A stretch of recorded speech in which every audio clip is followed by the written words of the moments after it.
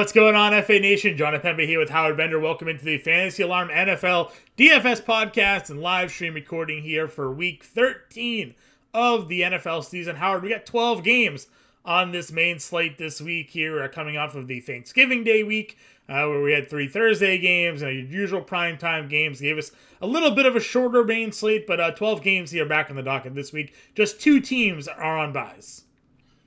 2 teams on bye. Yeah, listen, I think this is a great week. It really is, because we're not even, we're losing some of the marquee talent with obviously the Bills playing on Thursday night, but overall, I really kind of dig this slate. I like a lot of the matchups. We talk about the highest scoring games on the slate. And those are going to be fun to use for DFS. Kansas City, Cincinnati, everybody's in on that. Jacksonville against Detroit, and then Chargers, Raiders. Yeah. Like those games, like the question is, are we picking and choosing from those 6 teams? Like, do we narrow the player pool down that much, or, do we expand it beyond those games? Because I've kind of dived into each one of those games, dive in, whatever. Yeah. Anyway, both words work. And there are just so many players who just look like such great options. Definitely a week where making multiple lineups is fun. You and I tend to play in the 3 max contests. I'll dabble occasionally in some of the lower limit 20 maxes. Definitely a week where spreading your exposure around, I think, is certainly a good option for you there. Because those games are so popular, there's also some good players that are in contrarian spots that I think also have some pretty decent ceilings as well that we can get into here. So let's just kick it off here. We got 12 games to talk about. We'll go at the quarterback position. You mentioned already Kansas City, Cincinnati. Look at the highest game total, I think, on the board, or one of the 2 highest game totals on the board here. Mahomes at $8,300. We talk about it all the time. It's a pretty penny to pay for him and Travis Kelce. If you're going to be spending up there, you need to find value elsewhere on the slate to sort of fit both of them in rather comfortably. But there's just no duo that one of the more consistent duos in fantasy football this season. Mahomes pretty much in and out, giving you 30 plus fantasy points there, a week. So if you have the money to spend up in Cincinnati, it's certainly the great matchup. We're going to talk game stacks. Don't need to go too deep into it, but like Joe Burrow at $6,900, opposite of him there. Getting Jamar Chase back, has T. Higgins, maybe Joe Mixon returning there as well. So that offense is going to be back to its full healthy self there. That's an easy game stack to look at. The Burrow side's going to be easier to stack with, because the price of Jamar Chase and T. Higgins and Joe Burrow comparatively to getting Kelce and Mahomes in your lineup, but it's a really great spot for both of them. It's a really great spot for all of them. All of them. It's just. We'll see what happens with Jamar Chase. I guess that's the real question that you have to ask yourself, and I asked that in the watch list. So curious as to your thoughts, given the price, because they've kept Jamar Chase priced up as if this dude has been racking up 100-yard games with multi-touchdown performances over the last 4 weeks instead of sitting out sidelined by this hip injury.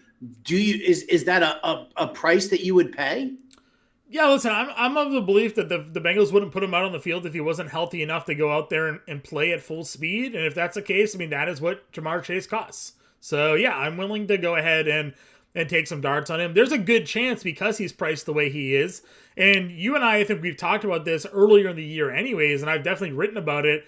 There have been weeks where we're matched up where T. Higgins has been the better productive receiver of the 2 anyways. So I think you're going to see a lot more people go down and play T. Higgins here over Jamar Chase, because he is a little bit less expensive. And that's fine, because was it around this time last year, late in the season, where Jamar Chase had his 200-yard, 3-touchdown, whatever performance, and nobody played him. Everybody played T. Higgins in that game instead. So you want to go be contrarian? You can play some Jamar Chase if you think people are going to be worried about the cost and him coming off that injury, and going to T. Higgins, who's coming off a really big game, and maybe he pops for you. Yeah, listen, I think that's really what it comes down to. I think if you're a multi-lineup player, you throw that contrarian pick of Jamar Chase. I've seen you do it successfully a number of times. So, but like for me, if it's your primary lineup, like then I just that's problematic for me, just in the sense that there is going to be some kind of some rust. I'm not saying that he's going to be bereft of talent. I just don't think that we're looking at 9 catches for 115 yards and a touchdown. I think that it kind of comes in at a lower level. Yeah, we might. That's the thing with these guys. They're just so freak athletes, right? That the fact that he they held him out for the extra week, came back for this big one at home against Kansas City. I think it's going to be interesting. Either way, though, good news for Burrow to get him back on the field. Good for his fantasy value. He's only $6,900 on DraftKings. Right above him, you have Justin Herbert at $7,200 going up against the Raiders. We've been picking on the Raiders now for weeks. Their defense is still trash. And we know what Herbert's upside can be. Keenan Allen's back, Palmer, maybe Mike Williams, Everett in a good spot against, for the Raiders there, Eckler. So, what?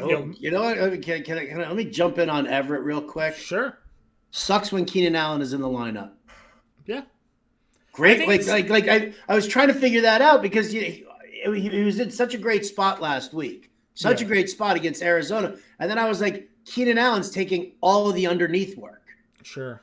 And he's starting to see the red zone targets underneath as well. And that's all of a sudden that's taking away from what Gerald Everett did. So, it was it was interesting to see that, like, not having the element of Mike Williams and just being able to throw a jump ball up there inside the red zone. All of a sudden, Keenan Allen was getting the attention as opposed to Gerald Everett. So, yeah. But I mean, listen, Justin Herbert in this matchup against the Raiders, which is where we started here. I mean, I think it's a fantastic matchup. I mean, why wouldn't you use him as your cash game QB? Yeah, I agree with you 100%. I think a lot of people are going to go with the 3 we've talked about with Mahomes, Herbert, Burrow. Maybe by mistake in tournaments, though. You have Jalen Hurts here at home against Tennessee. I've talked about the Tennessee defense now with you for a couple of weeks. So once again, they held their opponent to 20 points. As the competition continues to kind of go up, what does this mean for them versus Tennessee? Against Philadelphia, does that defense continue to be strong? We saw Philadelphia last week just run all over Green Bay. Jalen Hurts had like 150 yards. Miles Sanders had a monster day. So we know what Hurts is more than capable of doing on his own. But that also brings me to Fields. If Fields is going to be active this week, we just saw Jalen Hurts and Miles Sanders destroy this Green Bay Packers team on the ground, right? So what does that mean for Green Bay in this spot against Chicago in this offense? To me, I think it makes it pretty intriguing. If Fields is able to get back on the field here. Right. It is, but to me, again, that's a contrarian move because, let's face facts. Defensive lineman or a linebacker wraps him up, drives him into the ground. He's done. Like, that's it. Take him out of the game. There's zero chance that you want to even worry about the shoulder that much. That's where my problem is, because it's not like the Bears are sitting in a spot where it's a must win and let's get into the playoffs. This is, this is our season and we suck right now. We're not going to the playoffs. And here's our shiny brand new toy in Justin Fields. Here's your future. Like, you don't need to put it on full display if he's not 100%. Because again, that's my only concern. My concern is not that he can't run. My concern is that he can't throw. My concern is that if he takes a hit and gets driven into the ground by a lineman at any point, then he could be out of the game. Yeah, for me, I feel like that's always a liability. It's how he got hurt in the first place. So I don't think they would put him out there if he wasn't good enough to be out there. I'm not saying that he's not good enough to be out there, but if he takes another hit and gets driven into the ground, yes, can that happen to any quarterback? 100%. But he is not at 100% health right now, and they'll put him out there because he can still play, and they think he's good to go. But yeah, but that's part of his game, if Jamar Chase is is sitting there and he's trotting downfield and he catches the ball and a defensive back hits him, helmet to hip. What happens, at that point? Like, it's already damaged goods right now. you're putting him out on the field. You're putting him I think at a bigger risk. Yeah, I mean, I think he's certainly at a risk. I just my thought process is here is like we know what his abilities are, right? So like they're not putting him out there and not gonna have him be Justin Fields, right? He's gonna run around. They're gonna utilize his mobility, because he's not a guy that drop back and throw. So in my opinion, if they think the shoulder's good enough, if they put a harness in it, if they think it's okay for him to run around and take a hit, then I'm gonna trust that he can be used in fantasy. So again, contrarian play. Used in fantasy is one thing. Well, used DFS, in used in DFS, same thing. Used in DFS, I think he's out there. I'm not doing it. Okay. Mid-tier guys. Yeah, Tua against San Francisco. Tough spot for them, but there's obviously been a lot of chatter back and forth between these two teams here. I'm sure McDaniel would love to stick it to his former team. They certainly have the weapons in Hill and Waddle to make it happen. Mostert's been out there talking some crap in the media as well. They got more talent in Miami than they ever had in San Francisco, and all that stuff. And now Jeff Wilson's there as well. I think Miami and San Francisco is another interesting spot because we're used to Miami guys being pretty chalky, right? Like people play Tua, they play Hill, and they play Waddle, and yet this is a spot where it feels like they're going to be rather contrarian this week. I do think they'll be contrarian as well. I think Miami on the whole is going to be a little contrarian because the loss of Terron Armstead at left tackle is a huge deal. That's a big deal for Tua. That's a big deal for the receivers, and it's obviously a big deal for the ground game as well. So, I love it, man. I love the McDaniel versus Shanahan, and all the ex Niners coming back, with Miami.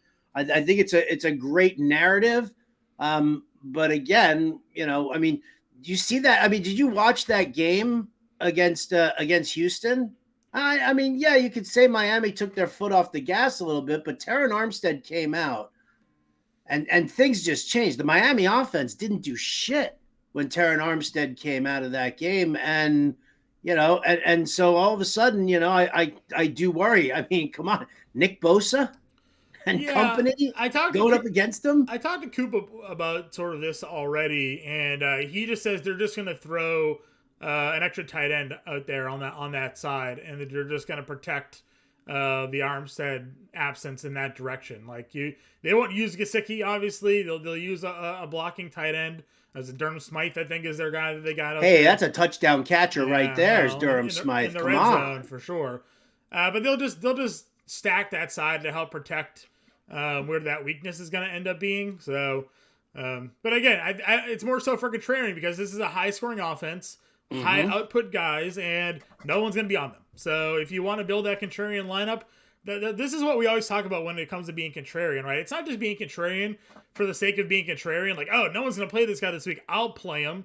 You want to find guys that are going to be contrarian that have ceilings. That's why, I played Justin Jefferson against Buffalo, and he went for 180 yards at 2%, right? Nobody played him because they didn't like the matchup. But I look for guys that have the ceiling to come out of the week as the number one scoring player on the slate. Miami offensive guys have proven this year that they have that capability, and no one's going to play them this week. So that's a good 1 of 3 lineup play, stacking Miami because they have that ceiling. Sometimes we'll play a contrarian guy in the mid-tier, we got 12 points for my 2%er, a contrarian play. All right, that's fine, and the ceiling guys are the ones that you want when you're going to really try to hit a home run in these tournaments there. So Tua for me is fine. You and I went back and forth a little bit on Deshaun Watson because this is the home run spot for running backs. Nick Chubb, we've seen all the running backs this year against Houston for the most part, except for last week with Jeff Wilson when he got hurt. He wasn't really able to do much, but Jacobs and Henry and those guys just ran all over this team. It should be a Nick Chubb day against Houston, but with Deshaun Watson being back there, does he want to throw the football? Does the offense expand now into Deshaun Watson? Do they let him throw the football? Those are certainly questions that need to be answered. Those are definitely questions that need to be answered. I was talking to somebody also. I do a radio spot on KTIK in Boise, and they were asking me about Deshaun Watson. I think where Adam Ronis has Watson ranked on fantasyalarm.com, I think it's a good spot. He's outside the top 15. there's certain QBs that I'll use over him that in season long. There's certain ones who I'll happily, like I'll happily use Watson over a Heineke or, some back end QB like that. To me, I don't know. It doesn't seem like it's the smart move to make this the Watson coming out party that everybody's, kind of talking about. You've got everything that's going on at NRG Stadium. I did hear that there's going to be some protesting. There's going to be a lot of shit going on here. Crowd's going to be super loud. I don't know if they support Watson, if they don't support Watson. I think there's going to be a lot of emotions riding high for him. Also, just, because he wants to prove himself. He wants to show up his former team and, and do all of that. But again, for me, this game is about the run. You can't sit there and say, oh, I've got this shiny new toy who we're paying all this, guaranteed money to. So I got to, put him out there. Cleveland can run the table and finish out, they could end up 9-8 and making the playoffs if they took one loss. So they've got the capability of doing that. So if you know that that's how you beat Houston is with the run, yes, it'll open up the passing attack. So like a guy like Watson, I don't think we're getting Watson's normal ceiling right now. So for me, I'm probably out on him for DFS purposes. Next week, on the other hand, I'm probably very much in. Okay. Yeah, I agree with you. This could also just be a game where Nick Chubb gets 130 yards and like 13 carries, right? Please. Whatever the case may be, just if Stefanski and Van Pelt don't give Nick Chubb the 15 to 20 carries that he needs, then they're not using Kareem Hunt anymore. So he's definitely getting the workload there. Hopefully you weren't telling people to go trade for Hunt at all. Geno Smith here gets the Rams. Aaron Donald already ruled out. Rams defense is just quitting, in my opinion, at this point. They know their season's over. Their offense is isn't moving the ball at all. Again, maybe a contrarian spot, but we know Geno puts up points. They got Lockett, they got Metcalf still. If you want to be a little contrarian, I think you can run it out there. I like him in a dome too. Get the good weather. I'm fine with Geno Smith. I'm happy to use him. Looking further down at the quarterbacks, I think the lowest I'm kind of looking is like the Jared Goff kind of area here. Jared Goff. I do like Kenny Pickett this week against Atlanta. Sure.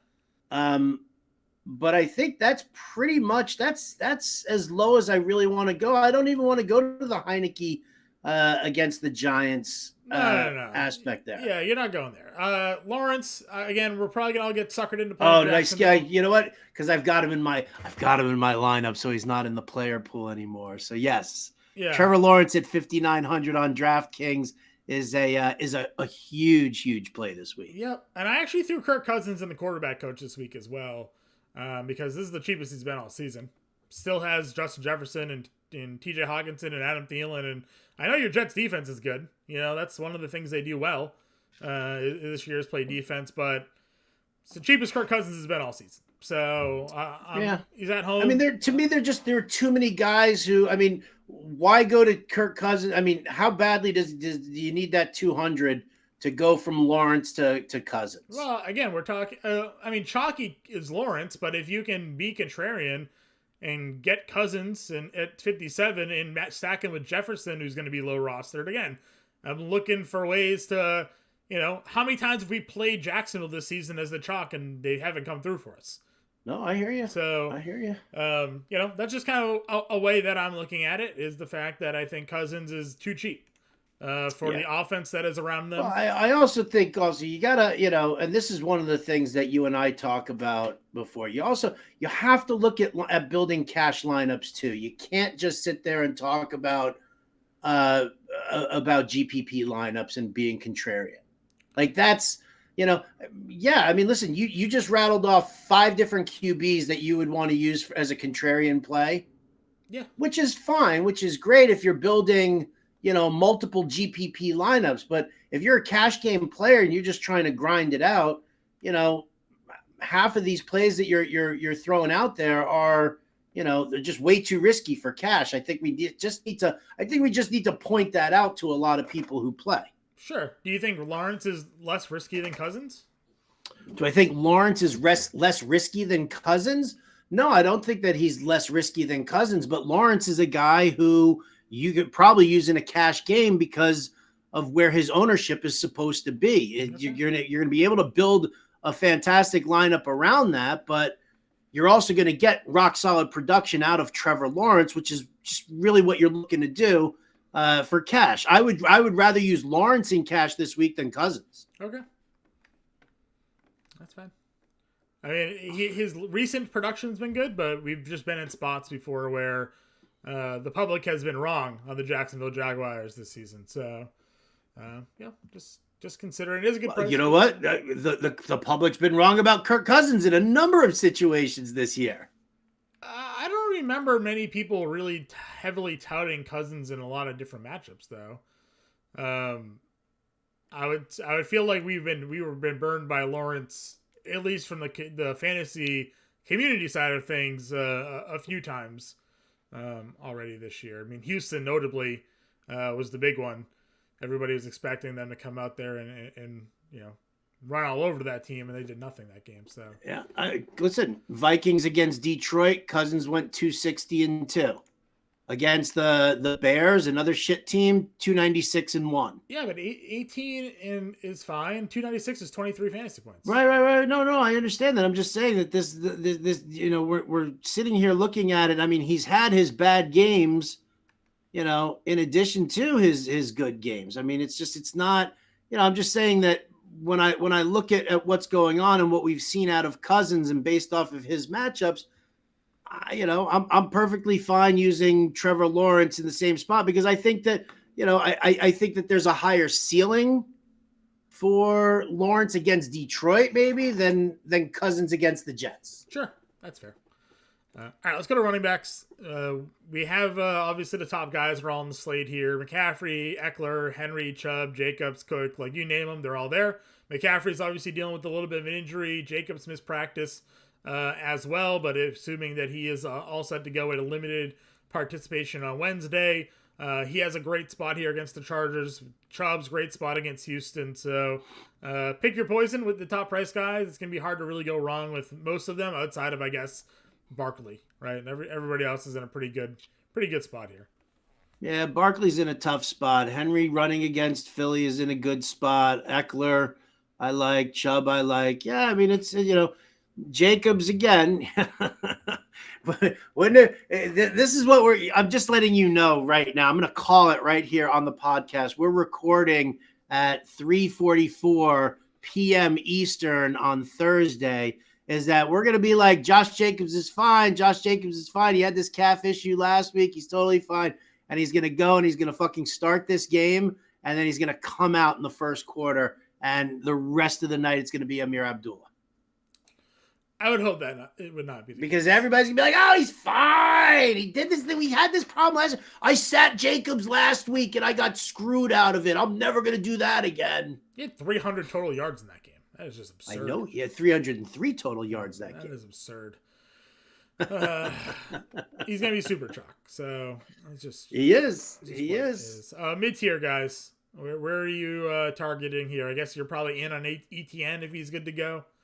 At 64. Yeah, I'm in on ETN if he's good to go. I wish he wasn't, to be perfectly honest. I love the Jermichael Hasty at 5,000 a lot better.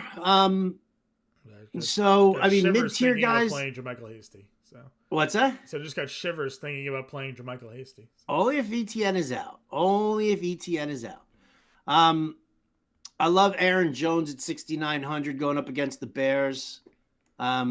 Especially with Aaron Rodgers, dealing with, whatever array of injuries that he's got. I'm definitely in on ETN at 64. David Montgomery going up against Green Bay now with the potential of not having Fields.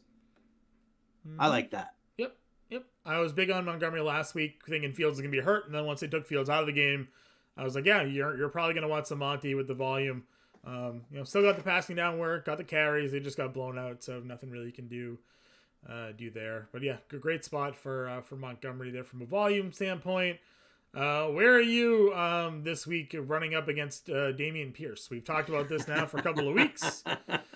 What are you you're just baiting me now, man. Yeah, now it's last week it was all about Kendall Hinton, and now I'm going to sit there and shit on Bender's question about Dameon Pierce going up against Cleveland. Listen, Cleveland's run defense sucks. Yeah. That's how you beat them. You run it up the gut. I don't know. I guess maybe it's just this Houston offensive line is dog shit. Whatever the case may be, Pierce has more carries than he does yards in the last 2 weeks combined. And so that is a little bit troublesome there. I love the spot. That to me would be an intriguing contrarian play. Right. Because there's plenty of other guys in this range. P. Ryan came through for those who played him last week. And if no Mixon, this Kansas City matchup just speaks good things for P. Ryan. They're going to throw to him the football. 7 targets last week. He got 17 carries. So, a lot of people are probably going to be looking at P. Ryan there. I know we go back and forth on when to use Patterson, when not to use Patterson. Double-digit carries again last week. Going up home against Pittsburgh here. But what did he do with those? What did he do with those last week? 11 for 52. Yeah, average over 5 yards a carry. It's just, how are they going to 11 score? for 52 is not 5 yards a carry. 4.7, I'm sorry. 4.7. Okay. Did he get into the end zone? No. And how many carries did Tyler Algier get, and how many carries did Caleb Huntley get? I don't think Huntley got anything, but Algier did. Algier got 11 for 54. So he had the same amount of carries? Yep. I'm out on Patterson. I'm out. I wouldn't be out on Patterson because this team runs the football. That's all they do. So I wouldn't. That is all they do. They're not successful at it. Look at what Patterson's numbers have been the last couple of weeks. They combined average over 5 yards a carry running the football. Oh! Can I put both of them into my DFS lineup in one spot? Yeah, well, not one spot, but you can put them in there together. I mean, in the same lineup. All I'm saying is that Patterson plays more snaps. He got 5 targets in that offense as well. And when they have red zone opportunities, he is out there. He just didn't happen to get the touchdown. Neither did Algier, for that matter. But, this is a matchup against Pittsburgh where, again, it's not like Patterson isn't being used. If he had 4 carries or 5 carries, I'd be a little bit more concerned. I'm fine with them using 2 running backs. Many teams use 2 running backs in the NFL. And Patterson is a guy getting the passing down work, and he is part of their goal line and red zone package as well. So he's all yours, buddy. That's fine. He's all yours. You know the Steelers rank 8th in DVOA against the run, right? Yeah, that doesn't really matter. Teams are still running on them. So DVOA are they though? They're giving up 104 yards per game. That's it. Yeah, but look at the teams they're facing versus the teams that do run the football. There's a little the teams that they're facing. All right. They beat the Colts. Jonathan Taylor, 84 yards and a touchdown. Okay. They lost to the Bengals. Was that the game that Joe Mixon had 700 touchdowns in that one? I don't think so. No, that was not. Let me see. They beat the Saints. They shut down Alvin Kamara. Well, no, the offense. The Saints' offense shuts down Alvin Kamara. Miles Sanders did have 78 yards and a touchdown the week before that against the. Joe Mixon got hurt in week 11. That was the game that 3 touchdowns went to Samaje Perine.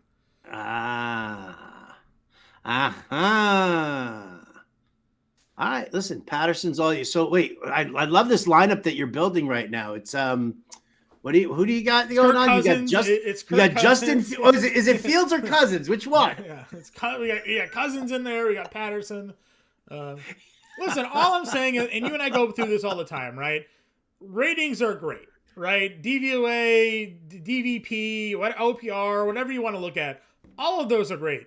But look into who they're playing and then actually figure out, all right, is this team really good against this position because they're shutting down Derrick Henry and Saquon Barkley and Nick Chubb every week? Or is it that they're facing teams that don't really run the football well, but when they do face a team that runs the football well, that team runs the football on them. So right, but look at, you know what though? The problem is that everybody knows that Atlanta is running the football. And so if you look at the last, go through Cordarrelle Patterson's game log here. He came back from injury, 13 carries, 44 yards, and 2 touchdowns. Everybody was like, oh, he's back, we're psyched. Yep. 5 for 18 Okay, the with 5 one for catch. 18 was in the rainstorm game in Carolina. Let me finish. Interrupt on your own time. All right. I'm speaking here. All right. 5 for 18, one catch. Was it a rainstorm? Yeah, okay. Who the fuck cares if it's a rainstorm? He played 20% of the snaps. They didn't put him out. It was still shitty yards per carry there. Yeah, but then he went against Chicago. All right, and we know Chicago can't defend the run. 10 carries for 52 yards and 2 catches for 7 yards. So, yeah, 5.2 yards per carry. That's great. Why wouldn't you give him the football more? Oh, because we got 2 other guys here. And then against Washington, 11 for 52, 3 catches for 19. So all I'm saying is that while yes, you want to say who are they what running backs are they stopping? Who are they playing against? Was it Derrick Henry? Was it Saquon Barkley? We're talking about a fucking 31-year-old in Cordarrelle Patterson who has looked like shit for the last 3 games.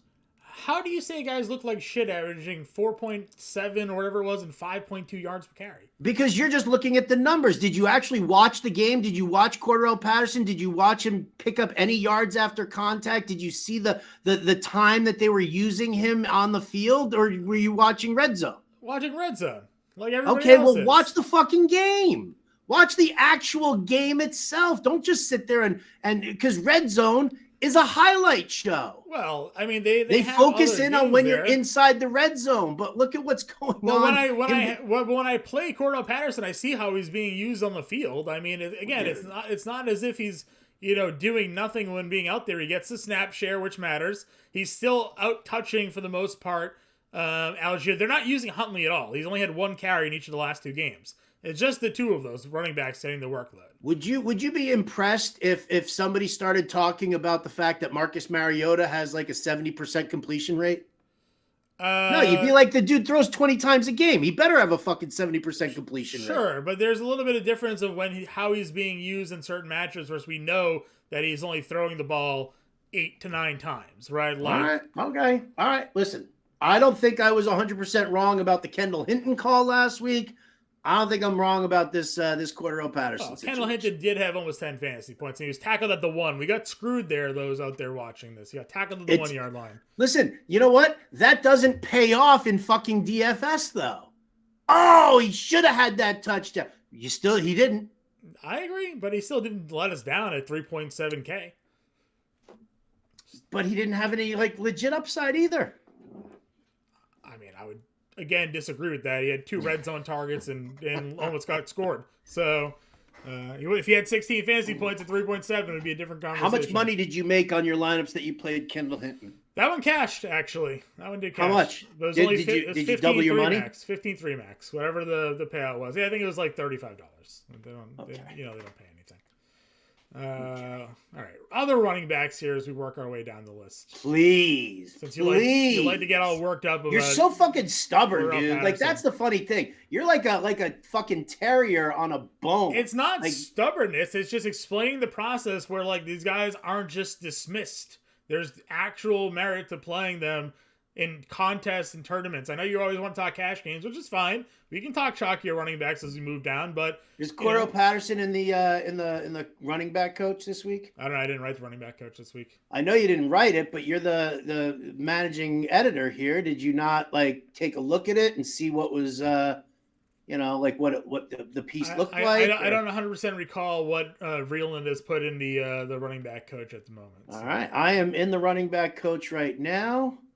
And I see Eckler, Chubb, Aaron Jones. Ooh, Damian Pierce. I like that call. He's got Latavius Murray in there with A.J. Dillon as a fade. There you go. So Latavius Murray, 5,300 going up against the Baltimore Ravens this week. Who? Latavius Murray, 5,300 going up against Baltimore. Yeah. Listen, I'm out on all things Denver. Yeah, we've had this conversation already. I know.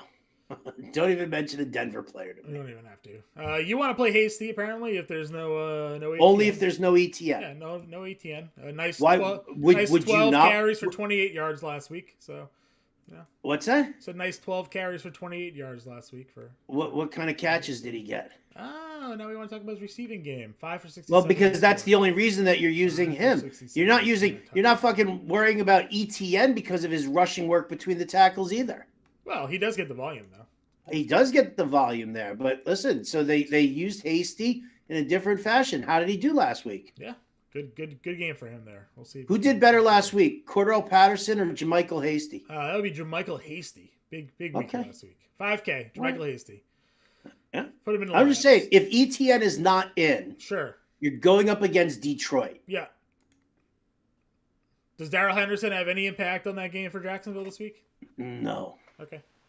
What if he's active? He's garbage. What if he's active?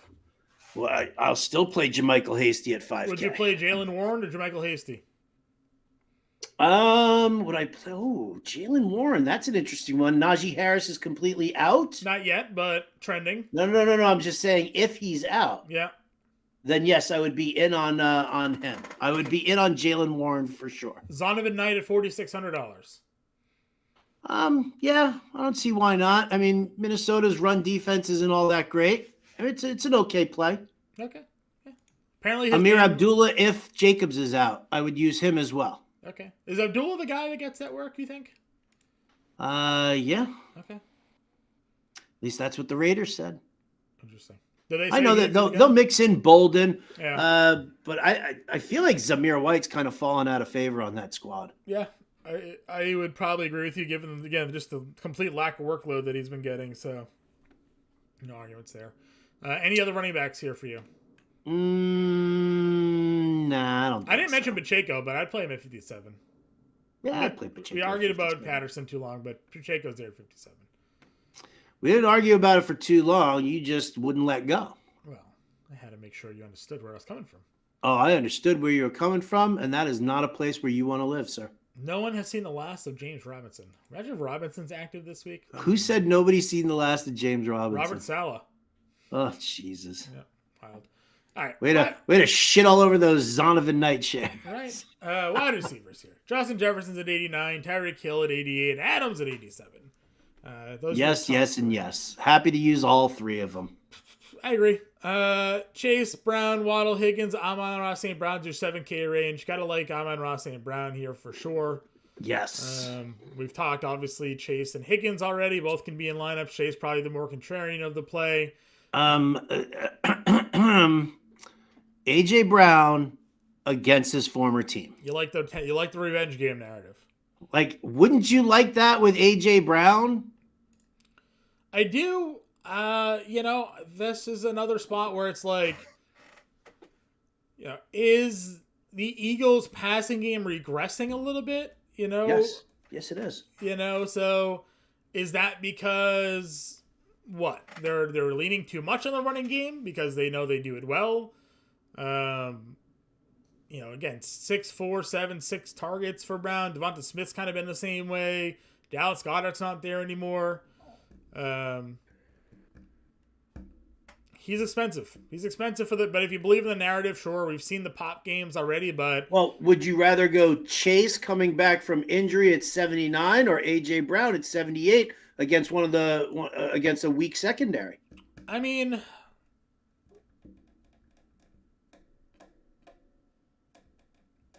Probably Brown, I guess. It all depends on what they're saying about Chase. I mean, even the most recent update here, Chase says he's good enough to play some reps. So, what's that mean, Jamar? Are you healthy enough to be out there? Or are you going to play 10 snaps? So I'm going to stand up. I'm going to do where's that SpongeBob? Yeah, right. What does that mean? What does some reps mean? So thank you, Jamar Chase. Yeah. Hey, and by the way, thank you, Joe Burrow, for telling everybody that Jamar Chase was going to play last week. Yeah.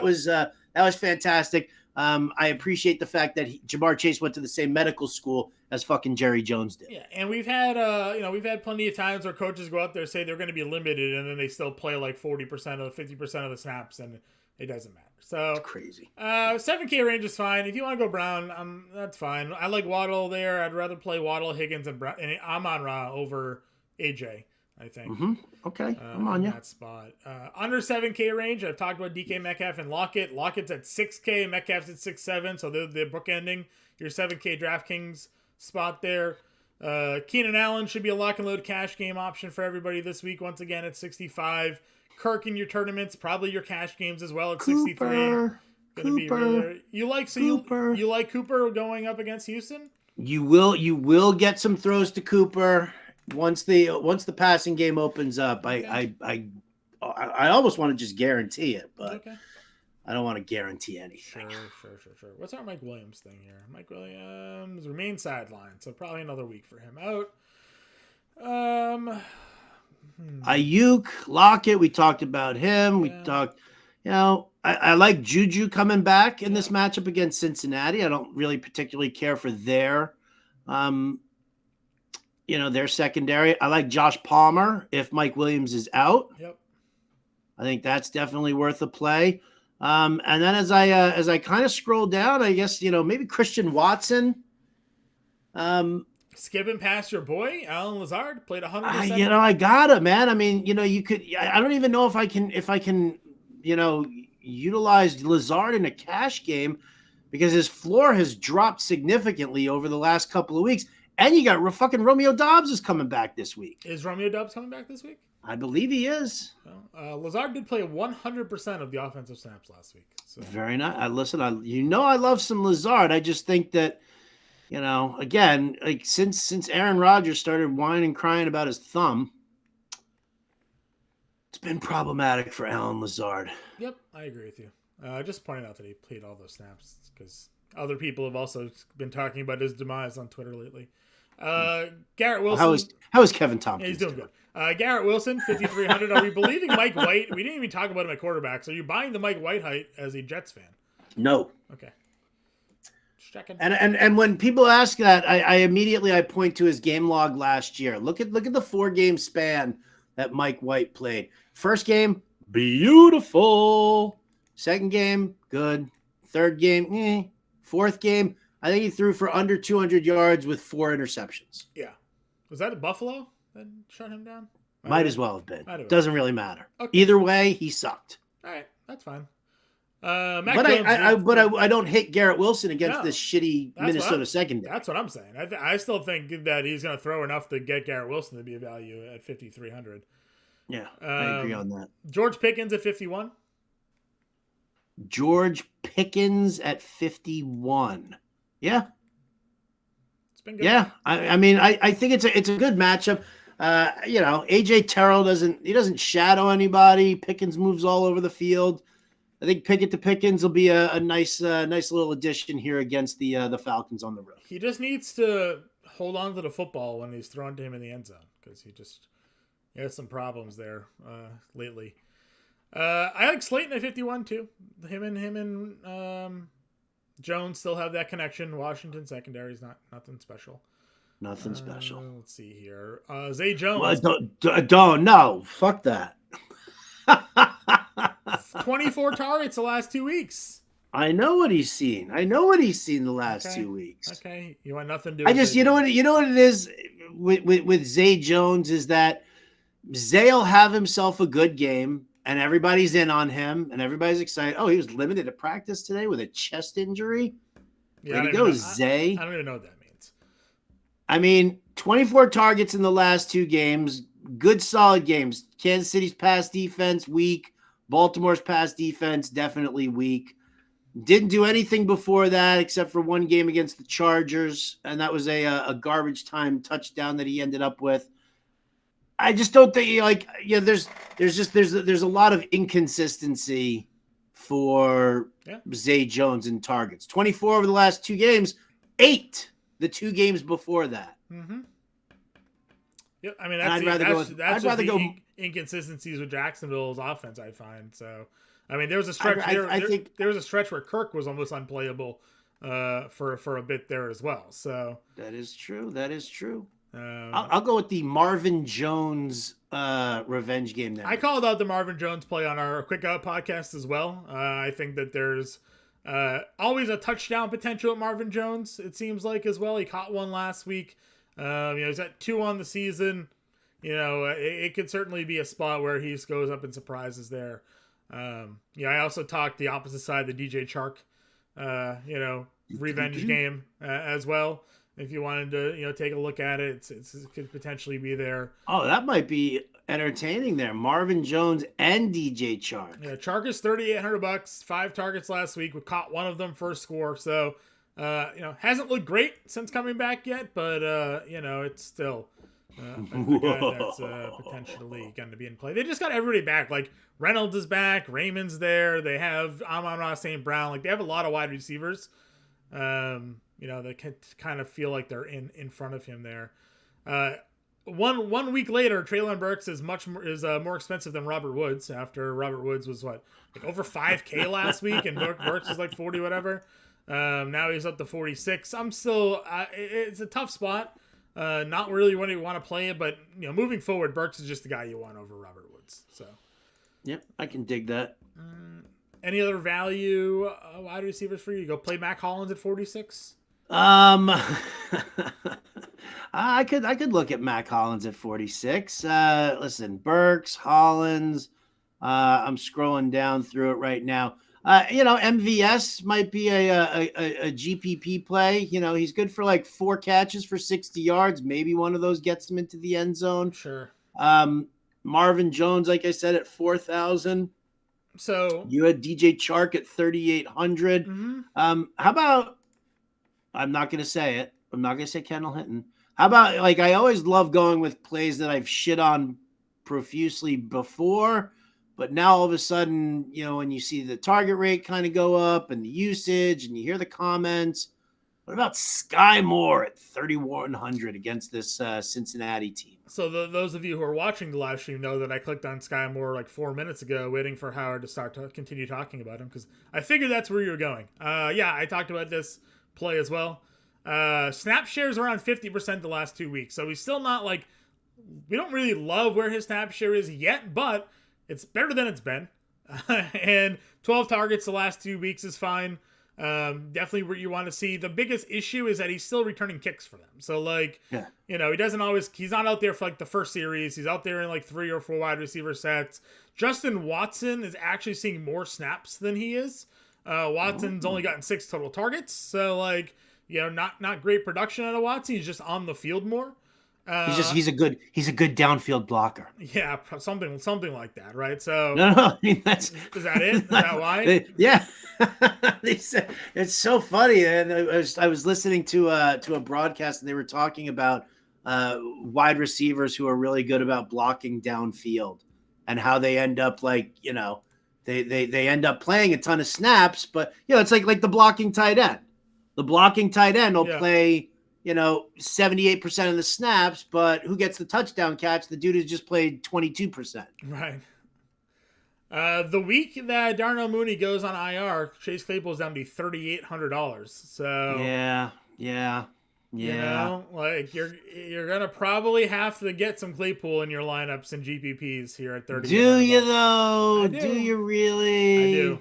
I do. I think I think you got to get some exposure to him there. I'm trying to see here. Do we have the Hamler Judy updates yet? Do we know? No. Stop. Judy stop. You know practice. What? Have a private podcast after this one Hamler's where you talk about Denver players. Hamler's already out. I would consider Kendall Hinton again. 9 targets, 2 in the red zone. Could have had a touchdown. He got tackled at the 1. So coulda, shoulda, woulda. He reached for it too. He just didn't get there because he's small. He's not strong enough. All right, let's talk tight ends. But boy, that would have been quite a message you would have gotten had Kendall Hinton got to that end zone. Let me tell you, dude. No. Tell the public what I said. Come on, I G-chatted you when that game started, and I said to you flat out, I can't believe how hard I'm rooting for Kendall Hinton to score. Yeah, I know. I remember. So listen, dude. You were championing it because he was in the lineups. He made the playbook. He was in some lineups, like we talked about. I did it for you. You think I would have done that shit if you and I didn't have that argument on the pod last week? 9 targets last week. They threw him the football, but Russell Wilson is so bad. I'll tell you what, I'm not going to give you this week in the lineups is fucking Cordarrelle Patterson. How about that? That's fine. Dartboard play. Tight end. I'm sorry about the bad language. I keep forgetting I'm not on the Cash It podcast. Yeah, it's okay. I don't think YouTube will flag us too much.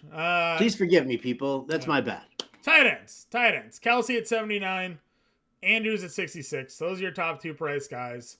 Play Kelsey. Play Andrews. That's fine. Again, they're both in good spots. Both high usage rates. Can't really go wrong with them. I guess the question is have we identified enough value to fit these guys in? I guess that's not yet. That's the problem, right? Not yet. The mid-tier tight ends, Kittle against Miami. Again, you got to struggle a little bit with his usage rate, but if Debo's banged up still, maybe Kittle becomes a little bit more appealing. Yeah, doesn't Miami give up like the second or third most fantasy points to tight ends too? That is what this little OPRK ranking would suggest. 30th against tight ends and fantasy points. Coop's been saying a lot of things about Freiermuth. The target share had been there last week. It wasn't, but a tougher defensive matchup last week than this week. So, maybe Freiermuth in cash games at 43 could be a little interesting here against Atlanta. I was very much in on Freiermuth on the Monday night game. I really was. So I'm a big fan. Coop knows what he's talking about. Yep, it was just a tough matchup for him. He doesn't like Moreau. I know you've been playing a lot. You've been at least mentioning Moreau a lot. He did get the end zone. So, 3 for 7. Targets have been okay. He's just kind of an unexciting. Yeah, I liked Moreau when he was 3,200. Yeah, exactly. Listen, I agree with you. Where else are we looking at tight ends here? How about a little town called Nowheresville, USA? That's what I'm saying. I think you could kind of get away with maybe a little. You could probably get away with a little Tyler Conklin if you want to pay down there. Evan Engram actually against Detroit. I mean, I get it. We've had the ups and downs with Jacksonville the entire time. We've had the ups and downs with Engram the entire time. This is a great spot for him. This is technically. It is a great spot for Evan Engram. And at 3K, I think that's him and Logan Thomas against the Giants are probably the only two cheap / punt plays that I'd be interested in at the tight end spot. Yeah. Kyle Allen was a quarterback for Houston. Jordan Akins got 5 targets. Garbage time. Yeah. Garbage time. Some of that touchdown was garbage time, but we always talk about these backup quarterbacks and who they throw the football to and who they're working with. And usually it's the tight ends or the random 5th wide receiver, right? So Akins did get some looks there. Austin Hooper keeps getting targets. Maybe Philly's pass rush gets to Tannehill and he's got to dump it down to Hooper a little bit. I mean, has it been great? No, but comparatively to what it was to start the season, the last 4 games have been pretty good for Austin Hooper. Again, super unexciting. You're just punting, hoping not to get a 0. Right. Exactly. But I don't really have much else. I don't know what to think of Josh Oliver. He had 4 for 76 and a touchdown in that game against Jacksonville. I don't know why he was playing as much as he was. Likely is he going to be back in this week? Limited at practice. So tight end's kind of gross. Tight end is kind of gross. It's good, and that's the way it is. I just play Freiermuth for the safety. Just accept it. Yeah. All right. Defense. Who's our spend down? What's that? Who's our spend down? Didn't you say the Steelers? Yeah, I did. I was just making sure that you were kind of on board. I'm fine with the Steelers. Listen, TJ Watt back. It definitely turns everything around for this Steelers defense. I'm perfectly fine with that. Again, it's a pretty safe offense that you're playing against with Atlanta because you know what they're doing. Arthur Smith's just going to run the ball like a schmuck. Yep, can't throw it, and will run it. So, yeah, I like the Commanders on the road against the Giants. They get chased. I kind of like the Seahawks going up against the Rams. Yeah, Seahawks against the Rams this year is going to be pretty interesting. I mean, dude, how bad are the fucking Rams? I mean, they're done. They quit on the season. They're finished. Yep. Another team that doesn't throw a lot, though, so you got to hope that you get some turnovers there because the sacks. Ravens, Broncos. Well, Ravens are 4K, so if you got to spend the money to get there. But I mean, dude, Russell Wilson's look so bad. I don't think that there's anything in the cheap price range that we want to go with. No, it's the Steelers. Steelers are the team. Yeah. All right, give me your lineup. What did you make? What did I make? All right, here you go. Ooh, excuse me. I'm burping up a storm here. Oh, now I'm wasted. Trevor Lawrence is my quarterback. Yep. My running backs are Nick Chubb and David Montgomery. My wide receivers are A.J. Brown, Amon-Ra St. Brown, and Christian Kirk. My tight end is Logan Thomas. My flex is a punt play on Sky Moore. and the Steelers defense at 2,600. But what I like about this is that between Kirk Thomas and Sky Moore, I do have a good amount of flexibility so that if we do see some value open up over the next couple of days, like the pivots become a little nicer. Like, you know, I can stay with like a Jags stack / pairing with Lawrence, and I can switch off of, you know, Kirk and, you know, maybe go to Evan Engram. I mean, there are different ways that I can go in this one here. But, you know, I mean, I've got to be comfortable with Sky Moore as the complete punt. I don't have to actually go with Sky Moore as the punt. I could go down to, you know, to like a Garrett Wilson at wide receiver. Where do I have him? Garrett Wilson. How much is Wilson? 53. There he was. Thank you. So if I go down to Garrett Wilson instead of Christian Kirk, then it opens up, you know, like $1,100 for me. And instead of flexing Sky Moore, I can turn around and I can look at, let's see. Ooh, some very interesting names here, John. Yeah. At the 4,200 mark, I could go with a Marquez Valdez-Scantling, Demarcus Robinson, Josh Reynolds. Oh, Marvin Jones. There's my pairing right there.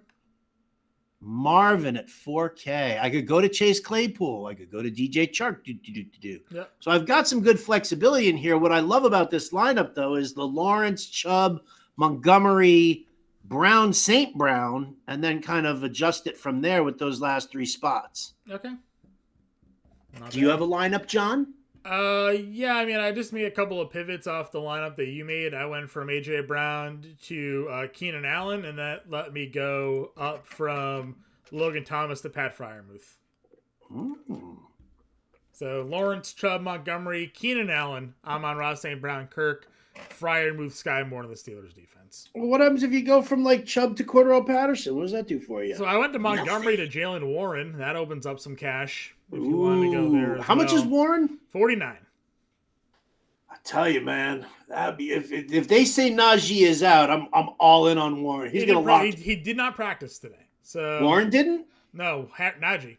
Yeah. I know Najee didn't. Yeah. No, yeah. So I mean, I think Warren's gonna be in here. So $4,900. You go him down to from Najee Harris. You get an extra, or from Montgomery, you get an extra $1,300 to play around with there. $1,300 gets you Joe Burrow if you wanted to go there. Gives you Justin Herbert. You could do that. You got Herbert, Chubb, Warren, Keenan Allen's your stack with Herbert. Amon-Ra St. Brown, Christian Kirk, Pat Freiermuth, and Sky Moore with the Steelers defense. That's tasty, dude. That's tasty. Yeah. So you're just double stacking Pittsburgh, Freiermuth, and Jalen Warren, but you know it is. Oh yeah, I don't want to do that. Okay. I mean, again, come on, man. Why don't you do me? Why don't you do like a Russell Wilson, Kendall Hinton, Greg Dulcich stack? I would do Kendall Hinton. Dulcich had a touchdown taken away from him last week, unfortunately. You know why? Because his hair. Could have been. Dirty hippie. So, anyways, that's our lineups here. Howard will have the playbook and the dartboard out on Saturday. Example. I thought you were doing Sunday. The playbook and no, dartboard. 2 weeks. 2 weeks, I'll have the all Denver Broncos and Cordell Patterson playbook out for everybody. For now, I'm doing the NBA DFS playbook. Go check it out. We had a really good night on Wednesday, so keep looking on that. I like that. I'll be on the live stream with Coop Sunday from 9 to 11. Howard will be on with Fensty 7 to 9 on XM Radio. And we will be ready for Week 13 action in our Discord. And come join the family room during Sunday there. Watch the games with Howard, I, and the rest of the Fantasy Alarm family. Tilt our lineups, have some fun, chit-chat, spend the day together in the family room over on our Discord. And Howard and I will catch you guys next week here.